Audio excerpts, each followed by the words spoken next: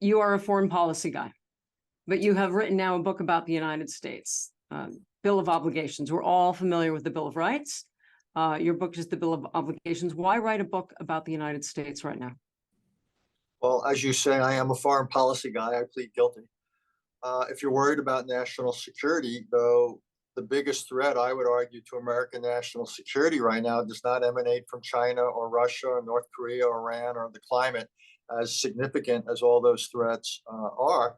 The most significant threat is internal, whether we are going to be so dysfunctional that we can't put into place or allocate the resources to deal with our challenges, put into place the policies to deal with our challenges, or worse yet, we're so divided that we're distracted and even come to significant levels of significant violence. And in all those scenarios, we are going to be unable to deal with any of our external challenges. Our alliances and our partnerships will undergo crisis.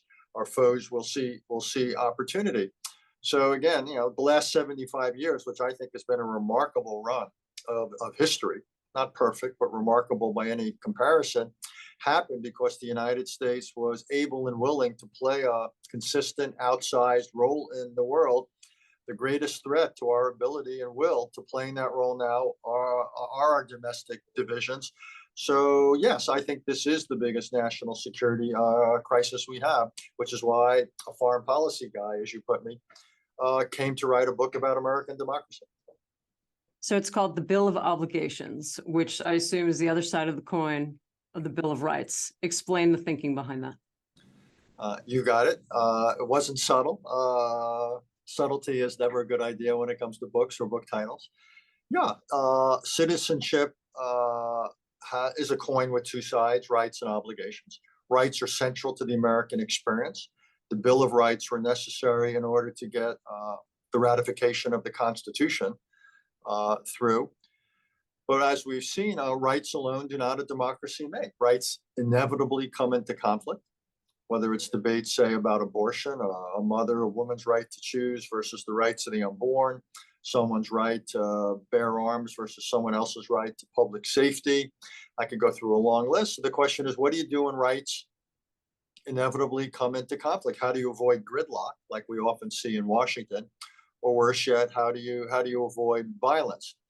So just to be clear, I'm not suggesting less emphasis on rights. Rights are central to the reality of democracy, Michelle, as you know.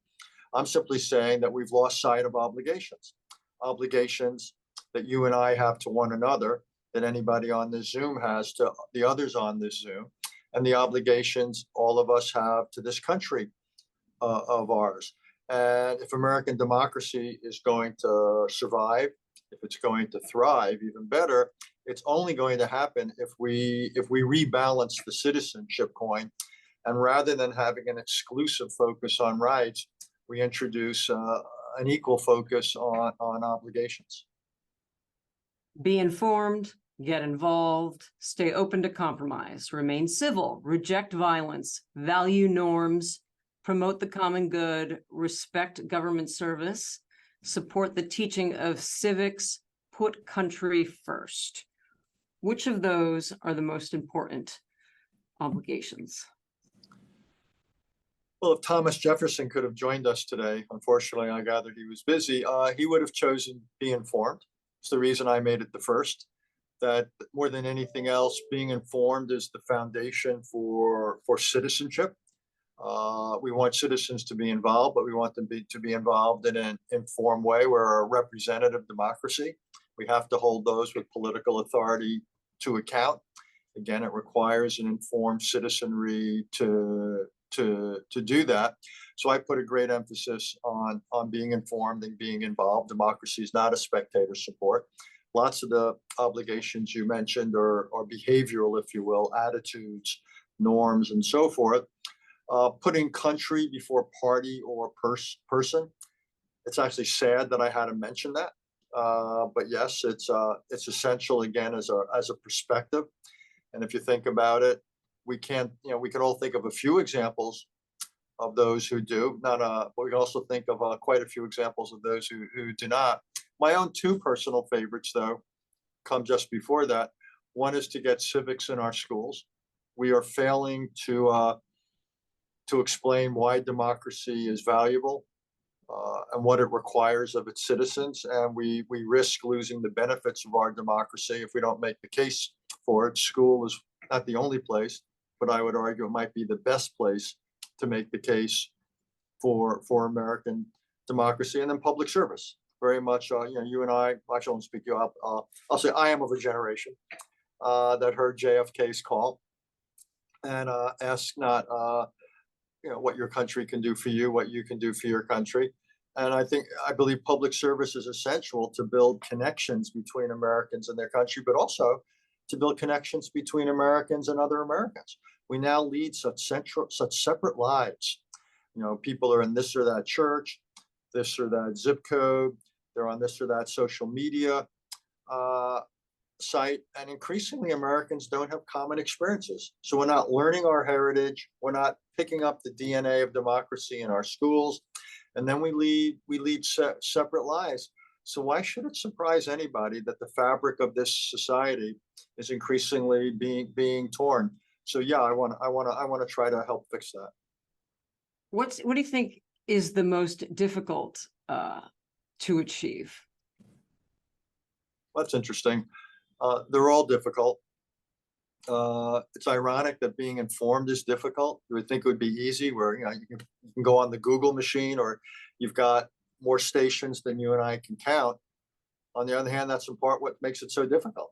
We're swimming not just in information, we're swimming in misinformation. So that's become very difficult. Probably getting some agreement, particularly in high schools, as to what should be taught in the way of civics.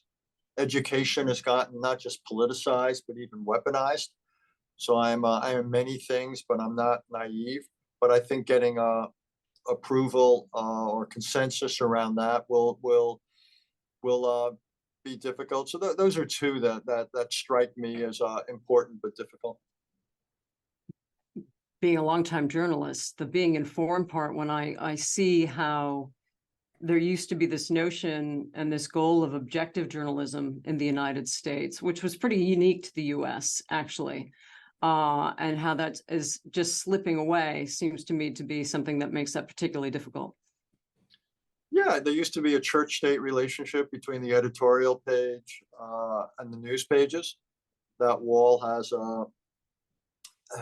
broken down in many cases. That's a problem. But I think the bigger problem is many places now don't even go through the motions of pretending to be objective. They just simply project their realities.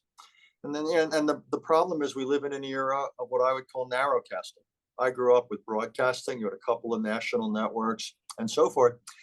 But now with cable, with satellite radio, and then with social media, you essentially have tens of thousands of places that people can go to for quote unquote information. There's no fact checking, there's no vetting, there's no quality control of any sort.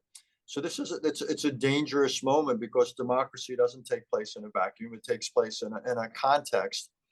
And again, it's one of the great contradictions of our age, where people on this planet have greater access to better information and more of it than at any other time in human history. Yet what they seem to have is more access to misinformation than at any time in human history.